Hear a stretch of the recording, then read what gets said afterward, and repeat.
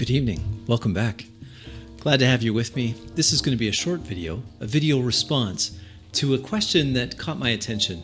Sometimes I get great questions, and this I felt was one of them. It was a topic that I think is an important one because I'm advocating for high trust games. So the question is related to that. I've got it here posted above my head. That's about all the editing you're going to get tonight.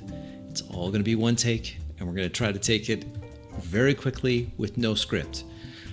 Question, if I could rephrase it a little bit, is simply, how do I go and do this? How do I implement a high trust game? Because I'm looking for players. I'm often gaming with strangers. Often these are people that I'm meeting either at a local game store, I imagine, or even worse, online. How are you going to do this? How are you going to get to that high trust gaming mindset? It's a great question. In short, I think you need to start with a shared ambition. Now, how are you going to find that out? Because you're dealing with strangers, and strangers are weird. Strangers like strange things until we uncover what they like, and then they're no longer strange. They're just preferences, and we understand what those preferences are. I think that it's absolutely essential that whether you're online or you're at a local gaming store or something, and you're doing an open call for players, which is absolutely terrifying to me. I don't know why.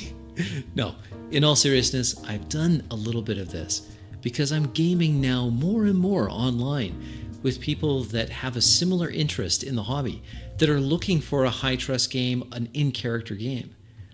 If we can start with that shared ambition, that shared goal, then we can move to the next step. So how do you do this? I said I was going to be concise. I'm already repeating myself, but we do this in one take. Why? Because you're busy, I'm busy. Here we go. You have to ask them, what do you like so much about this hobby?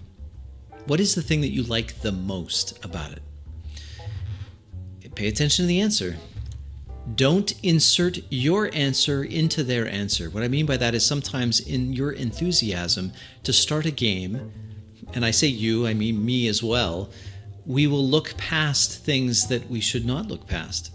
Don't look past it. If they say, you know what, I just really like the whole treasure aspect, and you could care less about the treasure, or I really love that leveling up, and you like to play games where they don't have a level up, then that's probably not someone that's going to, they could be a great gamer in their own way, but without that shared vision of what you're looking for, it's going to be very difficult to move to that high trust level.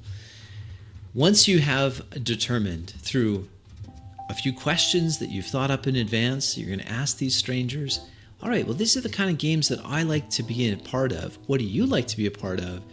And they say, yeah, that's exactly what I'm looking for. That's not good enough. It's not. The next step is to see in practice, what does it look like? If they say, oh, I just love the adventure, I love getting into the character's skin, then I would suggest you could offer like, hey, well, why don't we just do a real quick 20-minute, 30-minute role play exercise? I just want to see how you role play. I want to see what how do you interact with the world? Maybe you give them a few guidelines. Are they okay with that? If they're able to show you how they play, even if it's just briefly, then that's a good start. I like to do those at least once, preferably a couple times, to ensure that we have some compatibility. Then, after you've done a few of those, I think it's absolutely essential that you have a conversation about what the game was. Listen to their feedback. Do they have things that didn't sit well with them? What were those things?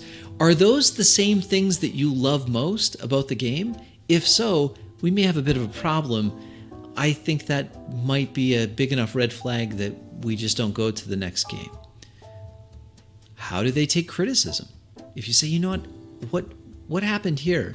Are they willing to admit if they've made a mistake?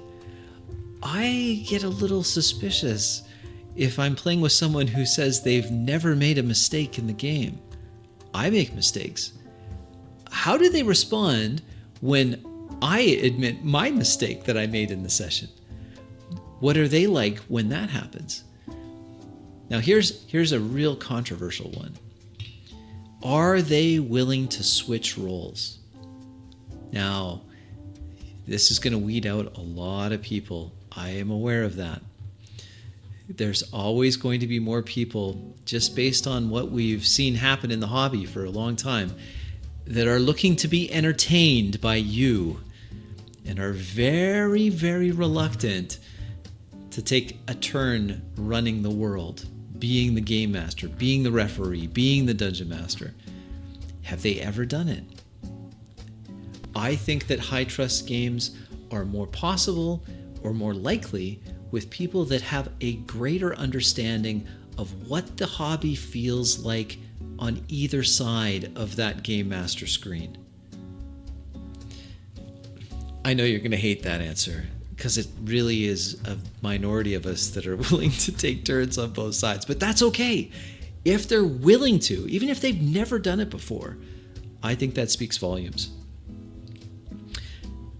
Really, at the end of the day, and my last point is this: in order to have a high trust experience in a role-playing game with strangers, is that you just can't have them remain strangers to you.